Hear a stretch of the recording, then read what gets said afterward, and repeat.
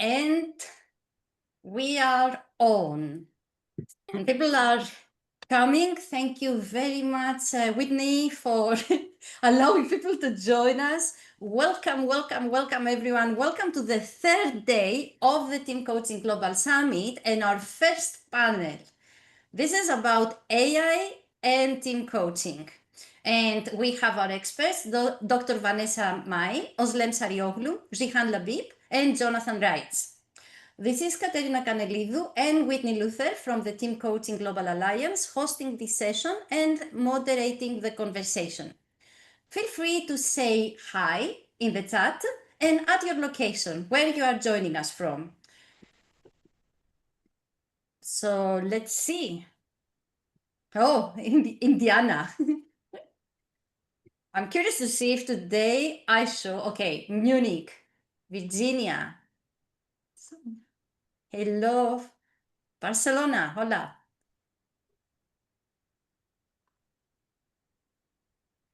Wow, Finland, Netherlands, Vietnam. I say it with excitement, but because I have learned how to say in Vietnamese, Greece, that I'm Greek. I don't know, random things that I think that I should know. Now, we are super excited to have our experts today, and you will see why each one of them is precious on this topic and unique. Let us introduce. Dr. Vanessa 𝗏𝗏 is leader of the research group Smart Technologies in Coaching and Learning at Cologne Cobots Lab at Cologne University of Applied Sciences. As a systemic coach and supervisor, she researches and teaches in the field of AI-based coaching. Her dissertation was on chatbots in student coaching, exploring relationship building factors in AI-based human-machine coaching. Ozlem Sarioglu is the leader of Digital and AI Center for Excellence of EMCC Global and the co-founder of 𝗪𝗪𝗺 platform, which combines AI-assisted digital self-reflected coaching and human interaction, I said that correctly, to scale coaching services to a larger population. She currently works as an executive coach, provides leadership and communication trainings, and designs digital coaching programs in line with the needs of organizations. Jihane Labib is a leadership expert, executive coach, and global board director at the International Coaching Federation. She works across the Middle East, Africa, and Europe, and researches the intersection of education and artificial intelligence.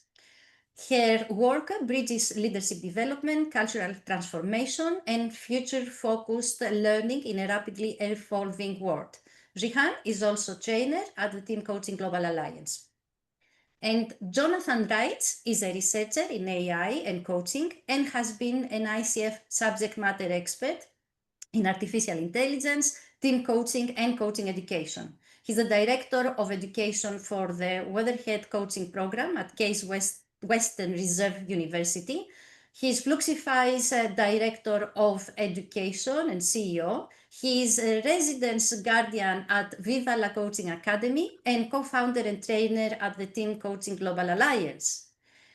So we are super excited to have our experts today sharing their knowledge with us and help us understand better AI, especially focusing on team coaching. So let the conversation begin. And we have prepared some questions for you that we believe, for our experts, that we believe will cover everything. And if there are some questions that we missed today or we don't have time to address, we can continue the conversation on LinkedIn. Now, let's start by having some clarity and make sure of when we say AI, what exactly are we talking about?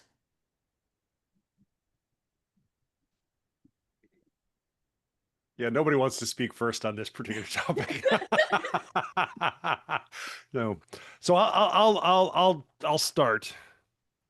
The most common term that we attach to AI these days is what's called a large language model, a prediction engine that takes your question, takes your request, and surveys a giant amount of data and predicts that very simply predicts what happens next. Now there's multiple levels beyond that, and it is not what we think of in the movies, the artificial intelligence that is coming to snuff us all out and to take advantage of humanity's weaknesses. Right now, the only threat that exists in the world like that is other humans. But that not to bring the conversation down, but that's that creative, spiraling out of control artificial intelligence that is smarter, faster, more capable, and more. We're not quite there yet. We've got at least until the end of this webinar to resist the possibility of artificial general intelligence. So that's where I'll stop, and I'll defer to my colleagues for more nuanced answers. I can actually add to that, Jonathan, because when we're talking about AI and large language models, as you said, we're mostly, or a lot of us are probably thinking about generative AI just as ChatGPT, so chatbot systems, we all have been using it. And what I would say that these dialogue systems, yes, they are capable of supporting or even simulating aspects of human communication and coaching, but it's so important that we design them in a very well and responsible way. So it also still needs us humans to develop them, to design them. And this is a whole research area. For example, we at TH Köln at our Cologne Cobots Lab, we are doing research on this socio-empathic interaction with dialogue systems. And probably most of you already noticed when you were trying to use ChatGPT as a coach or an assistant, it's not so easy. You need good prompting and good, what we would label conversation design, but we will probably talk about that later on. So that's so far from my side. I can add also that the AI is a broad field of computer science that focused on building systems that can perform some tasks. These tasks still require human intelligence, and these tasks include learning, reasoning, problem solving, understanding languages, and recognizing patterns and making decisions. And as Jonathan says, what we see in the movies, there are three types for the time being of AI. The narrow AI is the weak AI. This is what we see, like ChatGPT, the LLM languages, like Google Maps, like the face recognitions. All these are classified as weak AI. The strong AI, what we see in the movies, like this is still theoretical, and a kind of AI that can perform any intellectual tasks like human. This doesn't exist yet, and still in topic of research and debate. And the third type is the super intelligent AI. It's also hypothetical future AI that surpass the human intelligence. It's in discussion in science fiction, and a lot of ethics debates are behind. And let me jump in there and describe what AI is not in our field then, in that sense, because I'll go one step back. When we were designing things in EMCC Global under the Digital and AI team, when we came together and started discussing, what we noticed was like everybody was mentioning something else when they were talking about AI or digital. So we started the whole discussion from the place of, okay, so let's categorize what is possible in coaching in terms of the digital, in terms of the AI. And I should say this is an ongoing, we made a categorization. I can share that, maybe you can share it on the slide. But the core idea is it will continue to develop, I suppose, when the technology is changing. But when we are talking about use of digital in the coaching and mentoring field, there are actually 5 different categories, and you can use the AI in some of them, and some of them are not AI, some of them are just digital tools. So so one level is you can use it as an administrative process to help coaches or mentors to manage their practice, or for HR to manage their program. So one level is the administrative process. Many people here probably are exposed to matching platforms as a technology to bridge between the demand and supply of coaching and mentoring. These matchings can happen with some form of algorithm or an sometimes with AI also, but it might not also be, so it depends. Coaching by machines is, I think, what we're going to talk more here as how do we use AI in the coaching process. So we will jump into that, but there are also AI tools for skills development of coaches. You can think about them as like digital supervisors, if you will. And then there is the emerging technologies to be used during the coaching and mentoring sessions. So, we can, throughout the conversation, talk about, where AI can fit into all these categories. But I would like to say that some of them are with the background of the AI, some of them are, as Jihane was already saying, not necessarily an AI, but more like part of the computer science area, let's say. Thank you very much, Ozlem. And that was a very useful slide and information to have. The recording will be available to all, and you are going to have access also to that slide more after the session, which brings us also to the question. So if we want to focus specifically in team coaching, so what aspects of AI are applicable to it?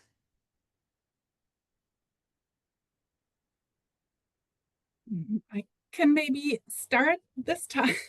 Yes. Thank you, Ozlem, for the slide you were just showing. I think it's very much on point what different aspects you can make AI useful for team coaching, and maybe to go a little bit more in depth what I'm thinking about when I think about AI in team coaching. It's like one thing could be an individual reflection prior to team reflections, for example, on team roles, where each team member can reflect on their own team role, and then team members come together and reflect together on that. So, and then AI can be able to have scalable support for different team members on development path. Ozlem, that's what you said with learning, or learning development.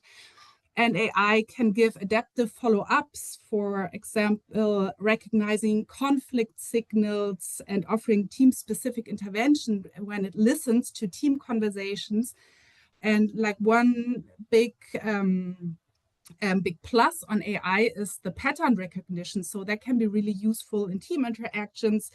For example, when it can surfacing patterns in team communications, or enhance decision-making by giving advice to overlook perspectives in team communication. So these are just some small examples of how there could be concrete aspects on how AI can be helpful in team communication or team coaching. Yeah, thank you, Vanessa.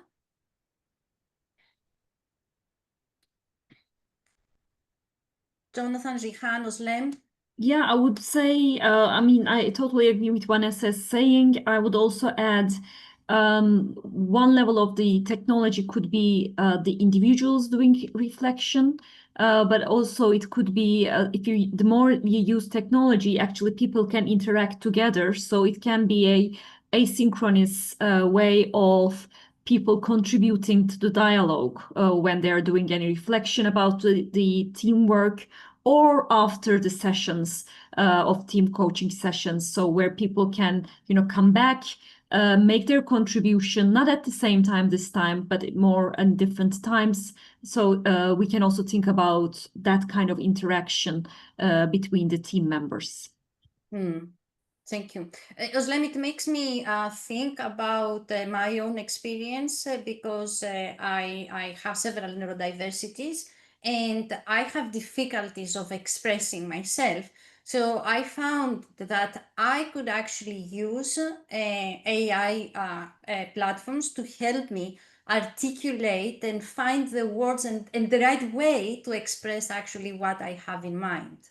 That's a great note, actually, because not only for the AI, but also interaction with digital when you're having a coaching process, research shows that people, when they're behind the computer, sometimes are off of the social censoring and they can bring themselves easily into the conversation. And it also, if you think about people who are a little bit less talkative, who need some time to process things, who are having difficulty finding the right, maybe they're not native speakers, for instance, like finding the right words, etc. So there's a vast range of benefits of using digital elements into the whole conversation.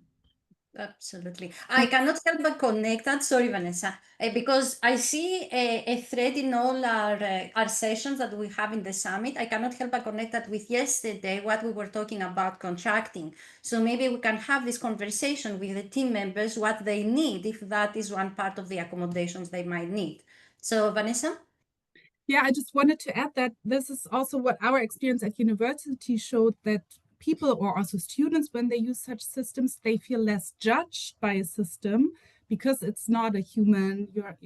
And that could be also like interesting in team context or at companies, organizations, when you have like hierarchical structures and maybe you don't dare to talk to someone who's like at university. It's that students often don't dare to talk to their professors in an open mind manner. So that can be really helpful as a low threshold entry point to reflection, Thank you.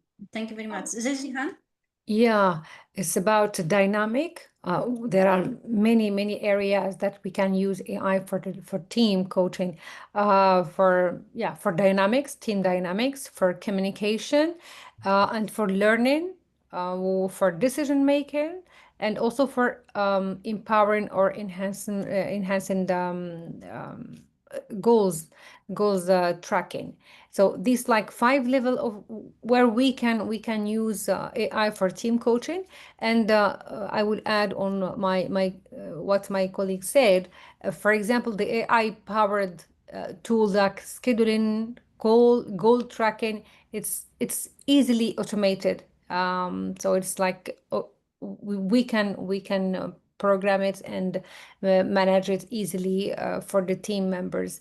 And about the dynamic and about all conflict management, also it's a kind of conflict triggers. We will use some applications like to analyze the sentiment and the team interaction, so we can easily identify how communication, what are the gaps in terms of communications or the conflict triggers.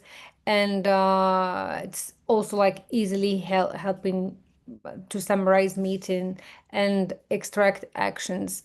And because if it's like a machine, it's a machine behind, it's for some team members will be easier or more acceptable if it was done by human. So this is like the good part of adapting AI tools with the team's dynamic. And the next question is about that, and it's connected with Craig's question. Imagine AI can help with identify who speaks most in group team settings. It is about dynamics, but the next question is, how can AI impact team dynamics if we use it or even if we don't? And Jonathan, let's start with you.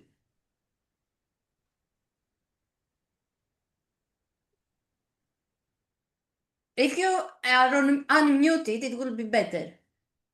That's probably true, and I'm sorry you missed that incredible pearl of wisdom that I just dropped. I hope I can repeat it.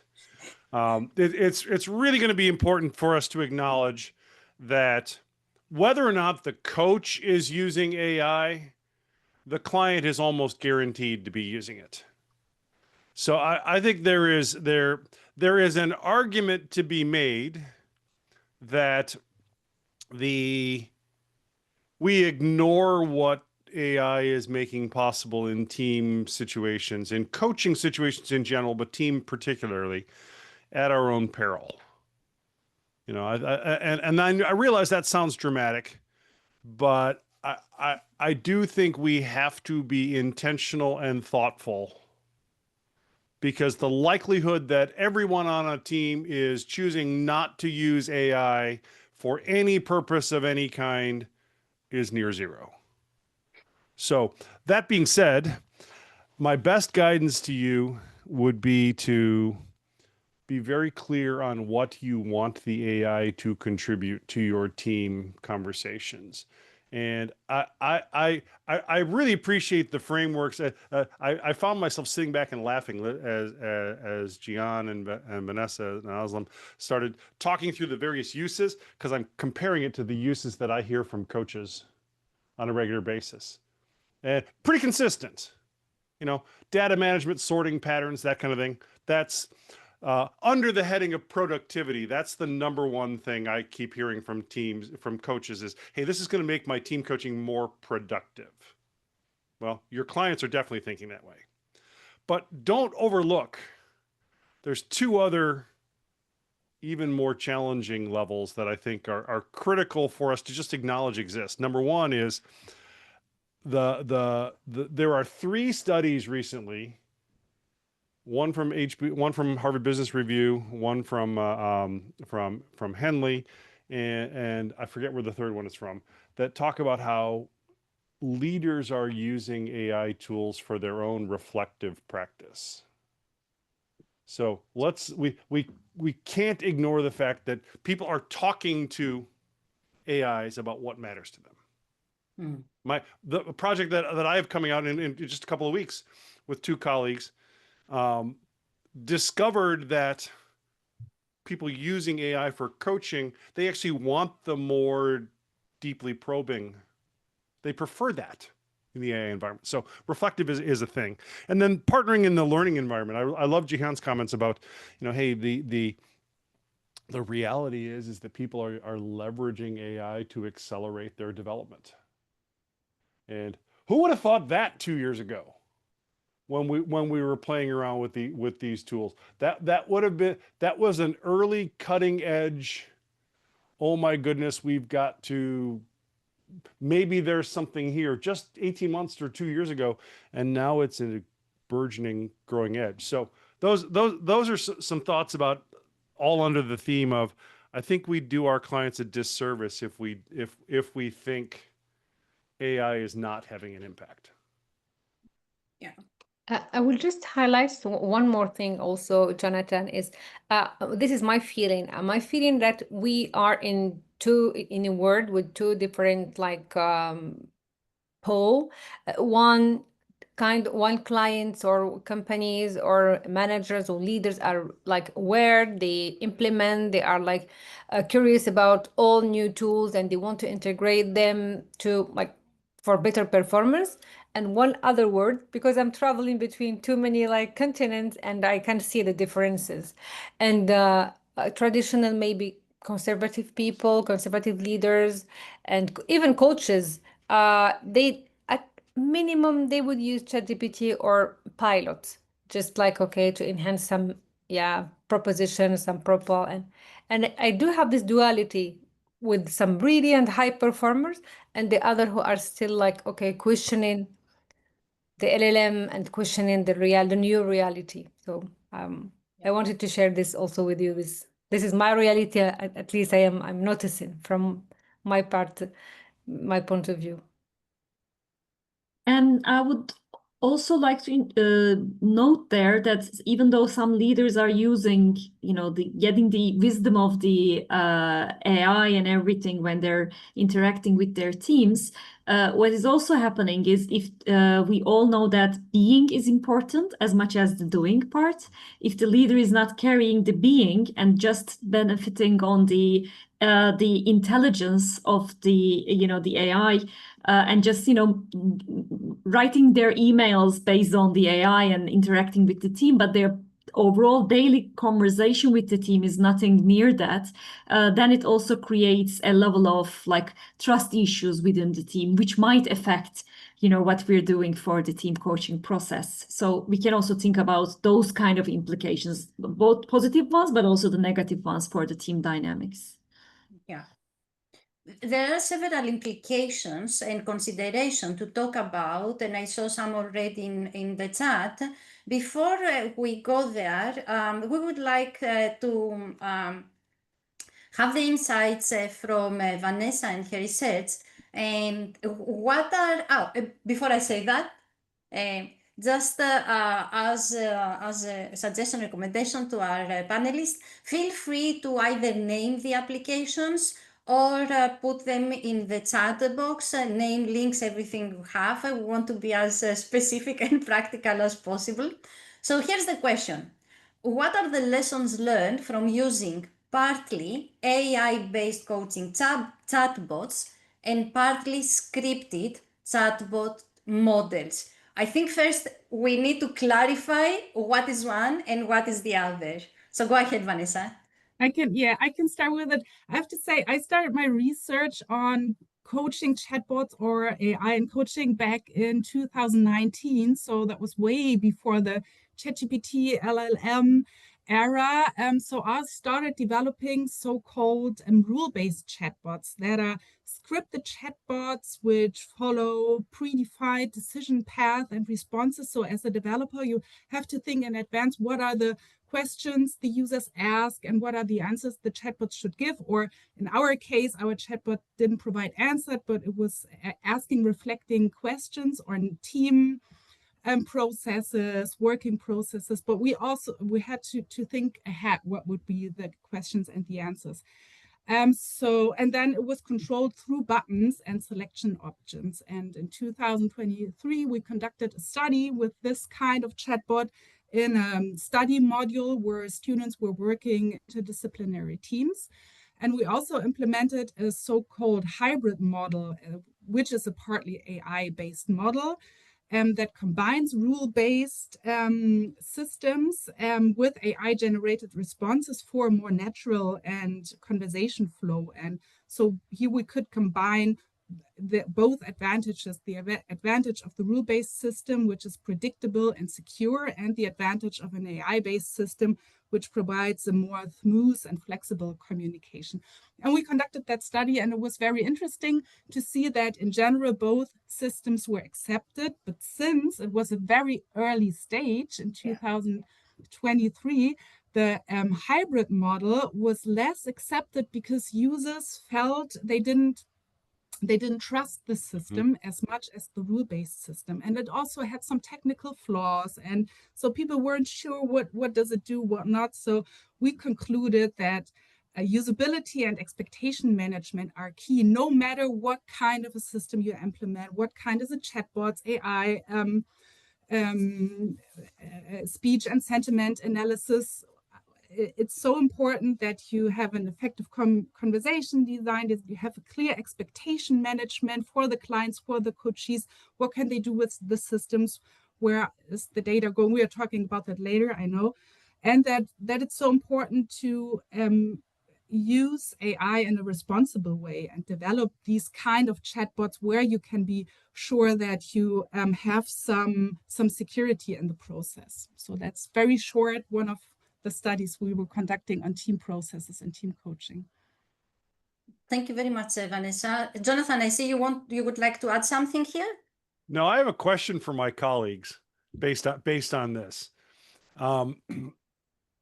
It occurs to me, and I'm willing to be wrong about this, so I'm holding this very loosely as I say this. In fact, this is a thought I've had, but I've not actually said out loud till now. So feel free to go, no, shush, on this. It occurs to me that coaches are asking very different questions about all of this than clients are. And I am curious about A, whether or not that matches your perception, and B, the fact that I'm having this perception might actually mean about the larger conversation for coaching in general, team coaching in particular.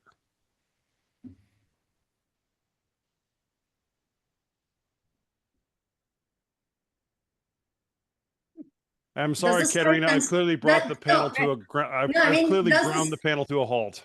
No, I think maybe the silence means that that's not a shared perspective. Which is fair.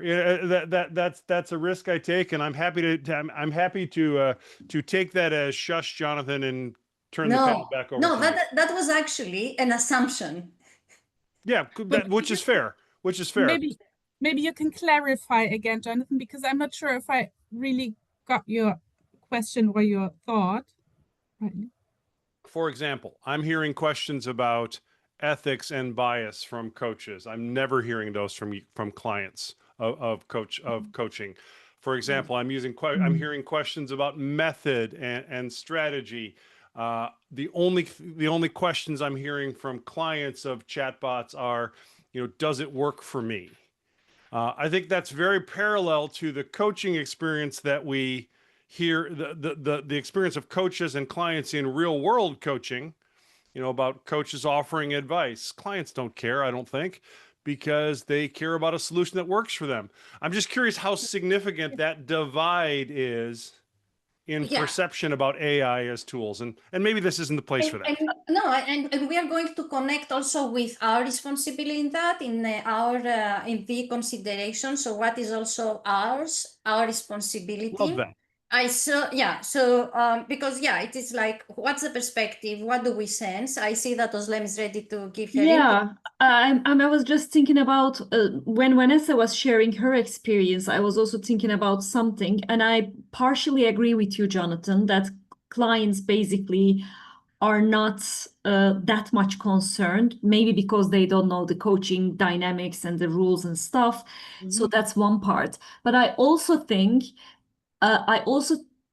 somehow trust the adultness of our clients, let's say, and the personal protection, because when Vanessa was sharing her experience about the confidentiality and everything, my digital coaching experience before the AI even started in 2011.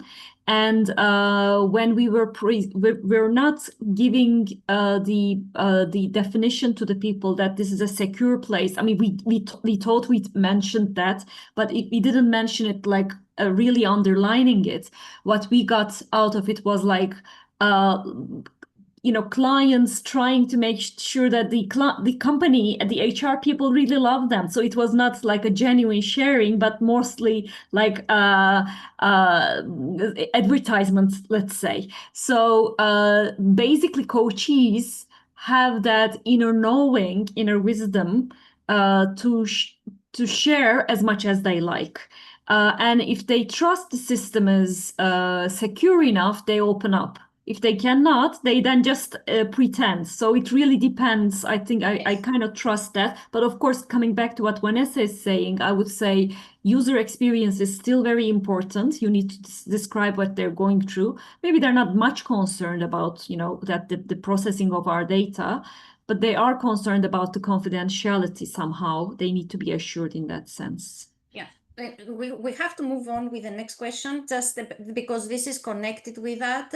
It depends also on who the client is, because I have companies that they are very strict, they are super careful, they need to screen and confirm and make sure that everything is okay, especially when we use technology. So even if I say to them, confidential, there is data protection, it doesn't matter. Still, they have to check that. So it depends on the clients. And I had others that I have experimented since 2018, and they really don't care. If it works for them, it works for them. But here's the question about our responsibility as team coaches in this case. And we started with ethical considerations that have already been mentioned. What is it that we should keep in mind regarding trust, transparency, and data privacy? And I know that all of you want to answer this question.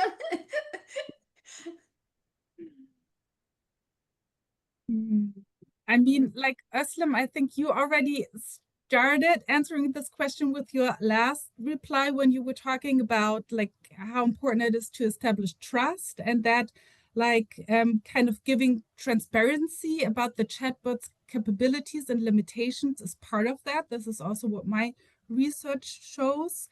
And that it's like what we're working. I can start by saying what we're doing when we offering our chatbots for our students. For example, we try to label AI generated content to avoid confusion about the source of information, and we try to give clear information about data use and privacy policies, even if we don't use sensitive personal data, or if the students don't give that. Yeah, so these are maybe like this is one aspect for answering your question. Thank you, Vanessa. Jihane, Jonathan, Ozlem, any other insights? Maybe I will link this with and answer also to Jonathan's questions. The current study, the PW study done by ICF, we will have an answer on your question, Jonathan, because they asked coaches about the using of AI, the perception, and how they and also how they their plan to use it in the future. So I think this year in Converge we will have like a good answer about that. How do we use as coaches? It's new thing.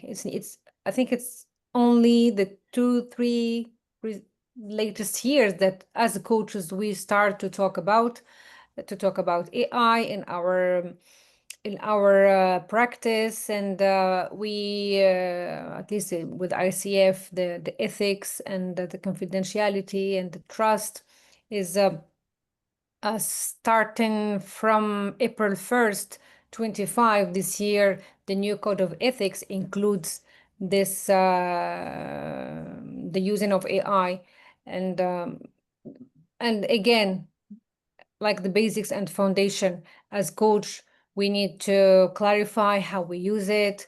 Does the client agree of this usage individually and also with the team?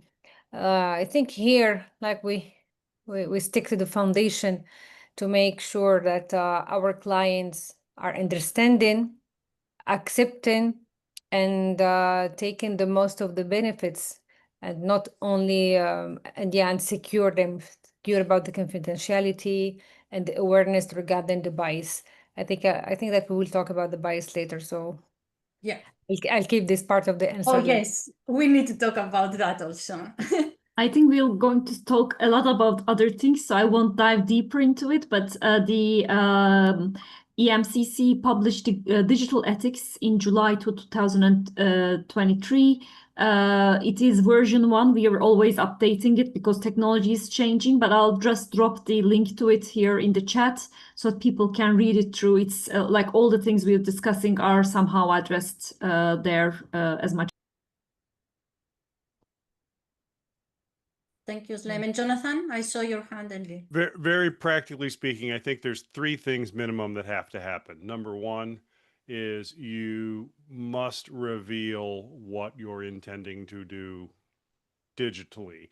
That's not just AI, that's just in general. You probably need to talk about it more than once because we tune out on this conversation really easily, and making sure that your client is aware of what you're planning to do is critical. Number 2, realize that there is no guarantee. Breaches happen, things go sideways. So I really recommend you phrase this in terms of what you are doing to handle technology in general and data in particular thoughtfully. And number 3, your local laws may vary.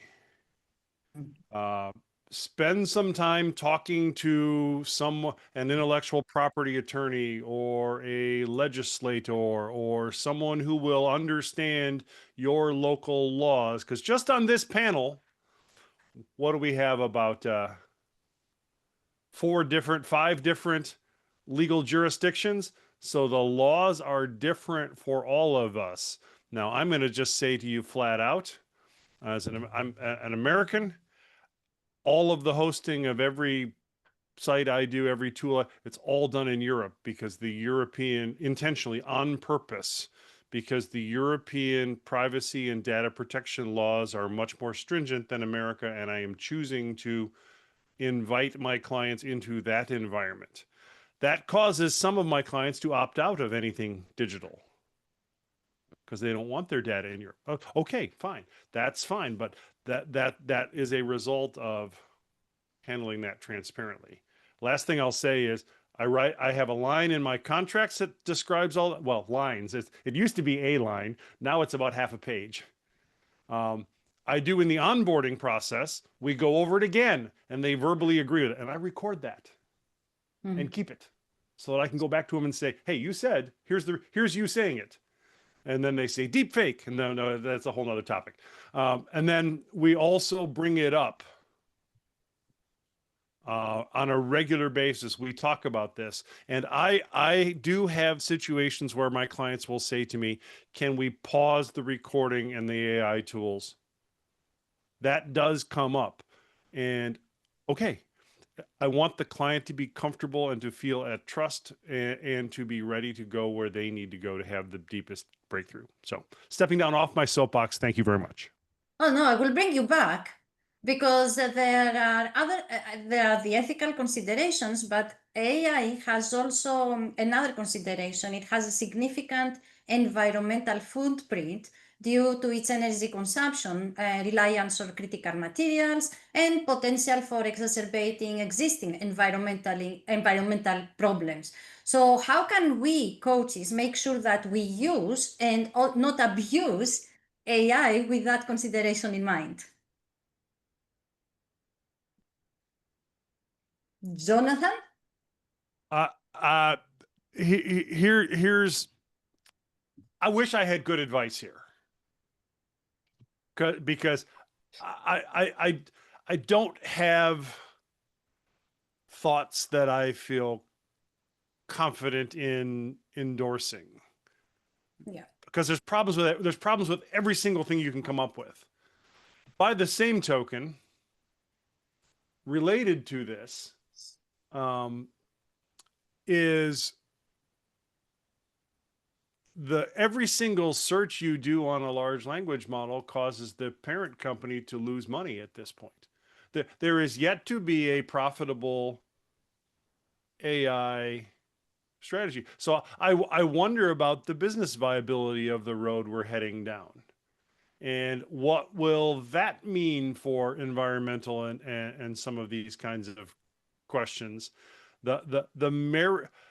How do these companies continue to thrive in such a way that they can be an environmental asset instead of an environmental deficit? Boy, the medium to long-term future of all of this is, wow, yikes, scary and complicated. And I'll just say it flat out. I got nothing. I got nothing helpful that checks enough boxes to really feel meaningful. Yeah, it is a consideration, especially with a growing number of environmentally aware and conscious coaches. And so that's a consideration. I don't know if Vanessa, Ozlem, Jihane would like to add something here. No? It's a hard question. I would agree with Yeah. Jonathan. Yeah, for me, I feel is also we forget that, and it comes from me for seeing so many people abusing AI instead of using that. forgetting about what is the impact, what is creating. Just a simple question you put there is, okay, how is that translate in terms of energy requirements or resources? Maybe, I don't know, maybe a consideration will be as we educate ourselves in the data privacy, for example, of the different applications we use, maybe we can educate ourselves of what is, less environmental, the one that is, I don't know if they are not environmentally friendly, but they can be less damaging to use, or at least they make sense. They call them the carbon offset programs or the digital waste. This is, and yeah, our responsibility. Thank you for highlighting this, Katerina. Yeah, why we are like, okay, it's digital, it's accessible, and there are temptation to just like to click, to ask questions, and to get a lot of documentation. So just the awareness to have, okay, this digital print, and how we can use the AI to optimize and not to overproduce. But having this like, and this is like inner ethics from ourselves, and to avoid generating unnecessary like documents or duplicates or like complex automation, but just make it simple, and to have in mind that a lot of data usage is consuming a lot of energy, and the footprint, the energy footprint becomes high, and we can like have this awareness to have like to generate like brief summaries and just the necessary transcript, and not always ask for transcript, for example, not always ask for summaries. Using also the technology to reduce the paper, and having this target to empower our practice, and to be smart in our usage, and not just, okay, I do have the chatbots, and I do have the journaling platform, and I just click to use it with intelligence, with smartly, and with very oriented and human centric. So this is my point of view regarding this. And what else? And maybe to share this with the client, and they will link it with one more example. For example, with the bottled water consumption, when we do have some training, when I start, I mark your bottle, so people, they can use one bottle and they don't throw water. And it will be like the same thing, that if we can make it just to use the necessary document or applications that we need. Love it. Thank you, Jihane, for bringing us specific ideas of what we can do. Absolutely, thank you. And I'm also very, happy to say that I see also the concern from other people reactions to this consideration. Now, another consideration that is already mentioned, because we have less than 10 minutes left, is that is about biases. AI is not free from biases. We know it's well documented, it's proven. What can we as team coaches do about it? And I know you all have your ideas about that. Vanessa, you're ready. Yeah, as you said, we all know about it. We all know about the bias. We all know about the hallucinations, so that consistency and reliability is still a huge problem in LLM. And I would just have a very simple answer saying what we all need, the clients, the coaches, and the organizations, is something that's called AI literacy. So just being aware and critically reflect on the databases, the behavior of the systems, and educate yourself and your clients about potential blind spots. It sounds very abstract, but it's like, it's just what we all need to get into it, to be aware of that, not only about the technology, but also about the ethical concerns, and maybe choose tools that are more transparent to us.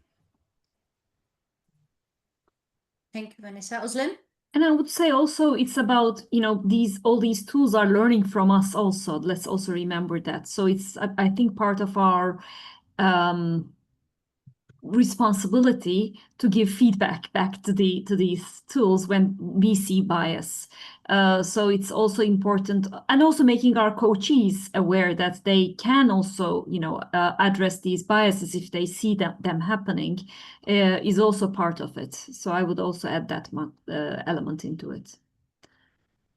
When I use AI in my research, I ask always give me the references, and I check all the references to be sure that the references are real and there is no hallucination.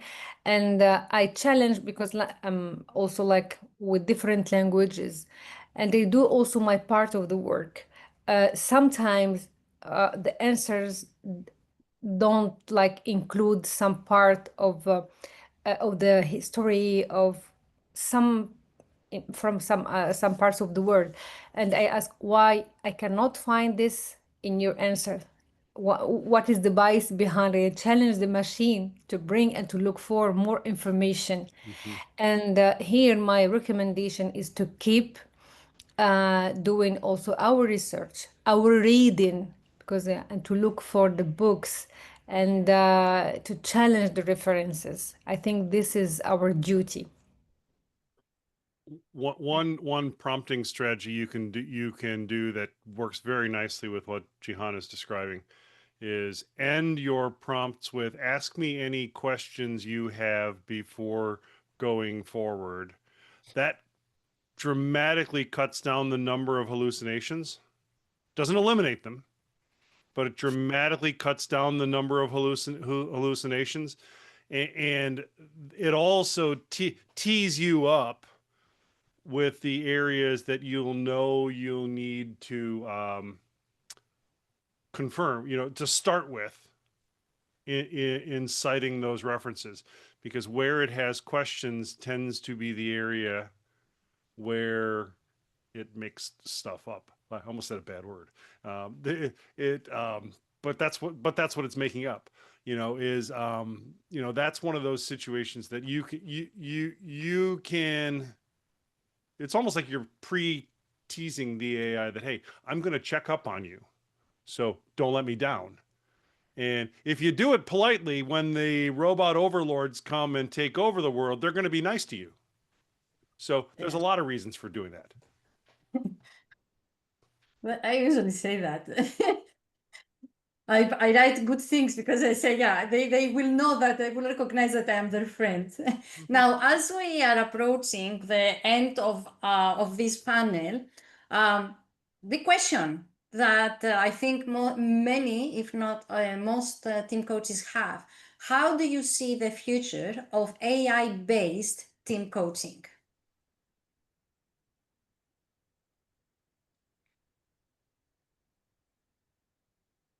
We don't. I would just say I believe we are at the tip of the iceberg yet. Yes. That's why it is a very difficult question to guess.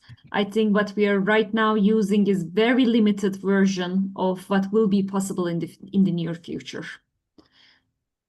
I think we will see more in the near future. We'll see more assessment, team assessment, and tools that give more insights about teams, about dynamics, about performance. We will see more kind of this because, yeah, the applications and the companies are developing this, and it's growing so fast. And more maybe gaming.